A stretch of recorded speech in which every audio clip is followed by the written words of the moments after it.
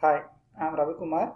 In this video, we will see the response of second order underdamped system when the input is unit step. We know that the second order system transfer function, that is output by input, C of s by R of s is equal to omega n square by s square plus 2 zeta omega ns plus omega n square, where omega n is the natural frequency of oscillation and zeta is the damping factor. For unit step input, we know that the Laplace transform for unit step, that is R of s is equal to 1 by s. Now we require what is the response, that is C of s or else C of t, we have to calculate now. So C of s is equal to R of s into omega n square by s square plus 2 zeta omega n s plus omega n square is the output now. Now the C of s is equal to, you know that for unit step R of s is equal to 1 by s, substitute there R of s is equal to 1 by s.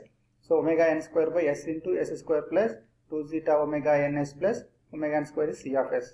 Now we have to calculate the response, that is C of t. To get C of t here, apply the Laplace inverse on both sides. So Laplace inverse of C of s is equal to Laplace inverse of omega n square by s into s square plus 2 zeta omega ns plus omega n square. To apply the Laplace inverse to this one, we have to write this one by using partial fractions. We have to split this one. So that is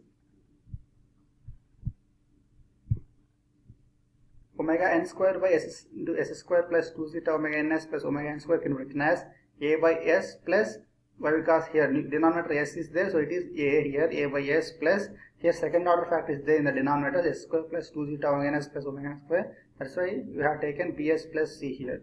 Now take LCM on both sides and equate the numerator terms here. Omega n square in this LHS term is equal to this numerator a into s square plus 2 zeta omega ns plus omega n square plus bs plus c into s. This is the numerator. We are equating the numerators on both sides here. Substitute s is equal to 0 in this equation first and equate LHS and RHS. If you substitute s is equal to 0 here, this is term is going to 0, this is also 0 and this is also 0. That is omega n square is equal to a into omega n square we will get. So that is a is equal to 1, omega n square getting cancelled.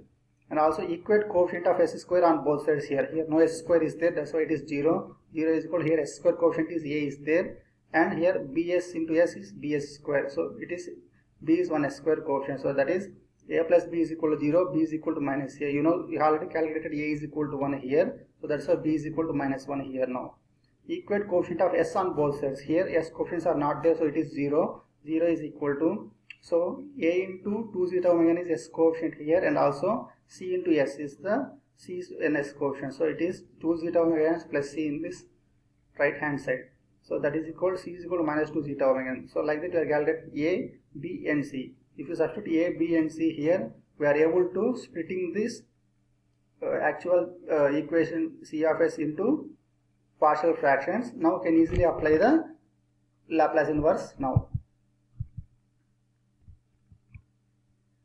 So we have substituted a is equal to 1, b is equal to minus 1, c is equal to minus 2 zeta omega in the active C of s equation. Observe here, we know the Laplace inverse of 1 by s easily, that is 1. And how to write the Laplace inverse of this one? By clearly observing this term, this is of the form s plus a by s plus a whole square plus b square. We can write this one if you make some rearrangements here. If you know the formula, s plus a by s plus a whole square plus b square is equal to Laplace inverse of that one is equal to e power minus at cos b t. So to write that form here, you require s plus a here, s plus a whole square you have to write here, means this a zeta square omega n square term should be here in the denominator. So that's what we are doing here. Add and subtract zeta square omega n square in the denominator here.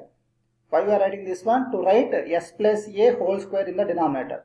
So now we can write s plus a whole square plus omega n square into 1 minus zeta square here in the denominator. We know this term omega n into root of 1 minus zeta square is equal to omega d. Substitute here omega d here. This one omega d square it will convert.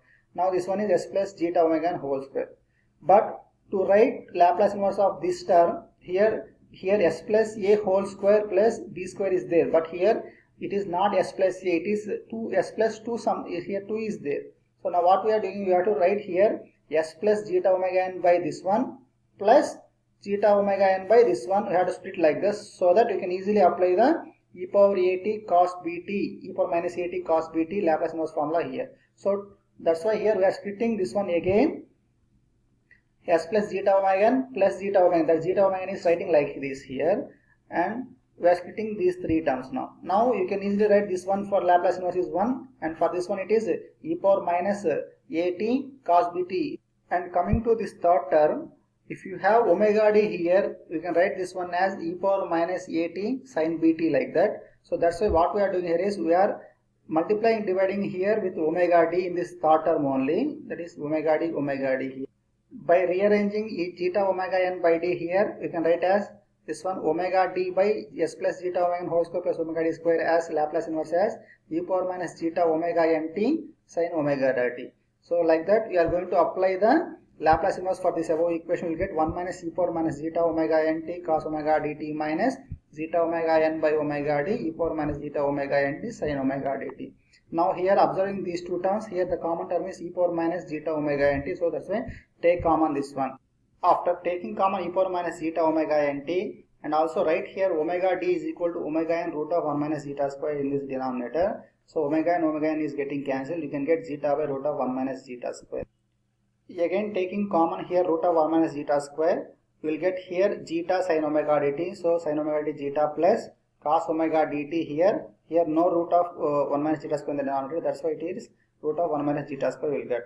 Assume zeta as cos theta. If zeta is cos theta, then you can write root of 1 minus zeta square is equal to sin theta. Why? Because sin square theta plus cos square theta is equal to 1. If cos theta is equal to zeta, then sin theta is equal to root of 1 minus cos square theta. So that is 1 minus zeta square. Why we are writing this one cos theta is equal to zeta and sin theta is equal to this one means you can write this one as sin of a plus b form. Sin a cos b plus cos a sin b form. So that's why here assume zeta is equal to cos theta. If zeta is equal to cos theta, then sin theta is equal to root of 1 minus zeta square. So sin a cos b plus cos a sin b form. So that is sin of a plus b form. So sin of omega dt plus theta form, where theta is equal to sin cos inverse of zeta, or theta is equal to sin inverse of root of 1 minus zeta square, or theta is equal to tan inverse of root of 1 minus zeta square by zeta. So this is the final response for the second order system for unit step input. Thank you.